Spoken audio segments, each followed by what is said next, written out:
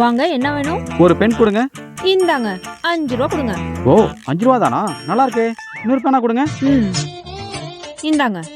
எவ்வளோ ஆச்சுங்க? ஒரு பேனா 5, இன்னொரு பேனா 5, 55 ரூபா ஆச்சு. எது 55 ரூபாயா?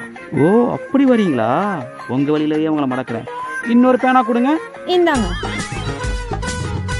60 ரூபா கொடுங்க. ஐயோ கணக்கு தப்பா சொல்றீங்க. 2 பேனா 55 ரூபானா, 3 பேனா 555 ரூபா.